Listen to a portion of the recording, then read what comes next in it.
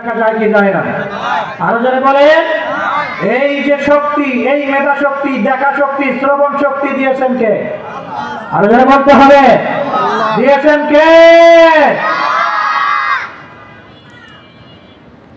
ওই মহান আল্লাহ পাক রব্বুল আলামিন আমাকে দেখার শক্তি দিলেন, শোনার শক্তি দিলেন, কথা বলার শক্তি দিলেন, যৌবন শক্তি দিলেন। এরপরে আল্লাহ বলেন, বান্দা তোমার কাজ কি? বান্দা তোমার কাজ কি? আরশের মালিক আল্লাহ জানাই দিয়ে দেয়, পৃথিবীর জমিনে আমি আল্লাহ পাক রব্বুল আলামিন তোমাদেরকে এমনিতে বানাই নাই। আমি আল্লাহ পাক রব্বুল আলামিন পৃথিবীর জমিনে তোমার এমনিতে বানাই নাই। আমি আল্লাহ পাক রব্বুল আলামিন অবশ্যই একটা উদ্দেশ্য করে তোমাদেরকে পৃথিবীর জমিনে প্রেরণ করেছি। এমন একটা উদ্দেশ্য দিয়ে তোমাদেরকে আমি আল্লাহ পাক রব্বুল আলামিন পাঠাইলাম, যাতে করে পৃথিবীর জমিনে তোমরা আল্লাহ পাকের প্রশংসা করতে পারো, আল্লাহ পাকের শুকরিয়া আদায় করতে পারো।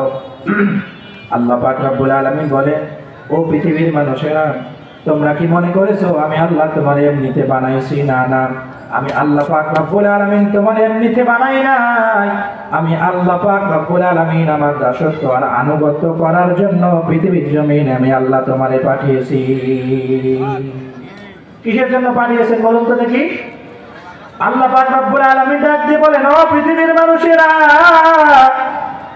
কতদিন পর্যন্ত তোমাদের ইবাদত করতে হবে? কতদিন পর্যন্ত তোমাদের দাসত্ব করতে হবে?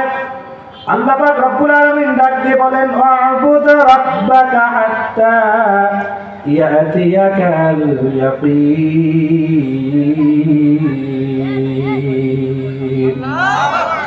আরশের মালিক আল্লাহ ডাক দিয়ে বলেন, ও পৃথিবীর মানুষেরা, আমি আল্লাহ পাক রব্বুল আলামিন তোমারে বানাইছি, যতক্ষণ পর্যন্ত তোমার নিঃশ্বাস থাকবে, জীবন জারি থাকবে, অতক্ষণ পর্যন্ত বলুন তো দাসত্ব করতে হবে কার? আরো জোরে বলুন, দাসত্ব করতে হবে কার? মহান আল্লাহ পাক রব্বুল আলামিন ডাক দিয়ে বলে, এই পৃথিবীতে আমি আল্লাহ পাক রব্বুল আলামিন তোমার এমনি বানাইনি। আমি আল্লাহ পাক রব্বুল আলামিন তোমাকে পৃথিবীর জমিনে পাঠিয়েছি যাতে করে আমার দাসত্ব করতে পারো, আমার ইবাদত করতে পারো। বলুন তো দাসত্ব আর ইবাদত একমাত্র হতে হবে কার? আল্লাহ পাক রব্বুল আলামিন দাসত্বের কথা বলেছেন, ইবাদতের কথা বলেছেন। আজকে যদি আপনি আপনার মনিবের কথা শ্রবণ না করেন, আপনার বসের কথা অমান্য করেন, বলুন তো আপনার জায়গায় আপনি চাকরি করতে পারবেন নাকি? আর জোরে বলেন, আপনার জায়গায় কিন্তু আপনি চাকরি করতে পারবেন না। সেজন্য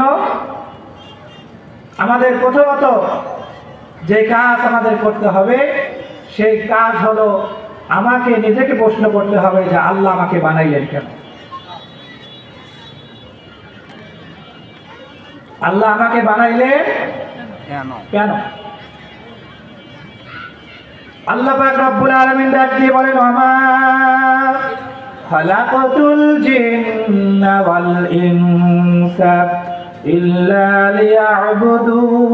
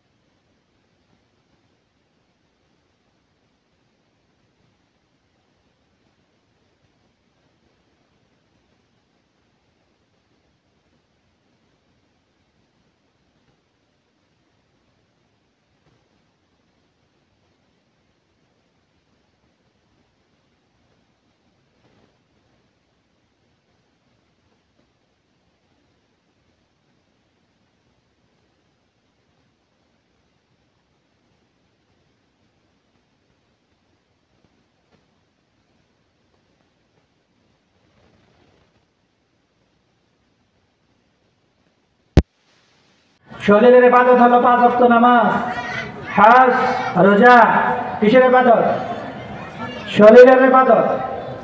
এগুলো আমাদের দরকার আছে না? না, আমরা হলাম কি বাস্তবে বিশ্বাসী। মানে অনেকে আছি কয় হুজুর আপনারা যা কোন আর কোন, কোনো সমস্যা নেই, কিন্তু আমাদের কাছে আমাদের করতে দেন। কথা বলেন ঠিক না ঠিক? আমাদের ভেতরে কিছু লোক আছে, ওনারা চিন্তা করে যে হুজুরদের কথা হুজুররা বইলা যাক, আমাদের কথা আমরা শুনতেই থাকি, সমস্যা কোথায়? আর কিছু কিছু জায়গায় দেখা গেছে যে কোরআনের কথা অতক্ষণ পর্যন্ত শ্রবণ করে যতক্ষণ পর্যন্ত তার পক্ষে থাকে। কোরআনের কথা যখন তার বিপক্ষে চলে যায় তখন ওই দাড়িওয়ালা টুপিওয়ালা ভালো না, তখন ওই দাড়িওয়ালা আর টুপিওয়ালা হয়ে যায় জঙ্গিবাদী। কথা বলা ঠিক না ঠিক? যতক্ষণ হুজুরের কাছে অতক্ষণ পর্যন্ত যায় যতক্ষণ পর্যন্ত তার মতের উপরে কোরআনের কথা থাকে। যখন মতের বাহিরে চলে যায় তখন এই ইমাম সাহেব আর এই মাদ্রাসার প্রিন্সিপাল ভালো না। কথা বলা ঠিক না ঠিক? কারণ তাদের চিন্তাধারা হলো যে আমরা টাকা দেই। কি দেই? আমরা টাকা দেই আমাদের পারিবারিক মসজিদ, এখানে আবার সমাজ ভিত্তিক কথা হবে কেন, রাষ্ট্র ভিত্তিক কথা হবে কেন? শুধু কবরের নিচের ওয়াজ হবে। ঠিক কথা কয় না? ঠিক। শুধু কি হবে?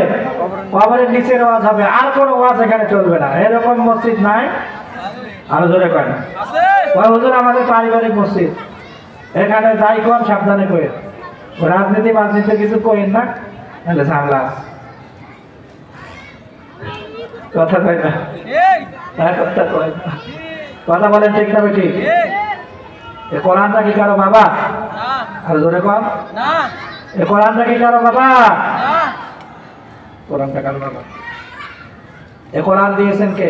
আল্লাহ। আর জোরে বলেন কোরআন দিয়েছেন কে? জমিনে কথা হবে কার? চলবে তো ইনশাআল্লাহ। মুসলমান বন্ধুগণ আমার, আজকে যদি সমাজের ভেতরে কোরআনকে যদি প্রতিষ্ঠিত যদি করতে না পারেন, কোরআনকে দিয়ে যদি রাষ্ট্র পরিচালনা যদি করাইতে না পারেন, মনে রাখতে হবে একদল স্বৈরাচার আমাদের জবানগুলো চেপে ধরেছিল। আবার এমন হইতে পারে যে তারা চেপে ধরেছিল আর এরা মেরে ফেলবে। কথা বলুন ঠিক না ঠিক? সুযোগ এসেছে, সময় এসেছে, সমস্ত দলগুলোকে দল মত নির্বিশেষে ঐক্যবদ্ধ হয়ে কোরআনের রাত বাংলার জমিনে চালু করার কথা বলুন ঠিক না ঠিক?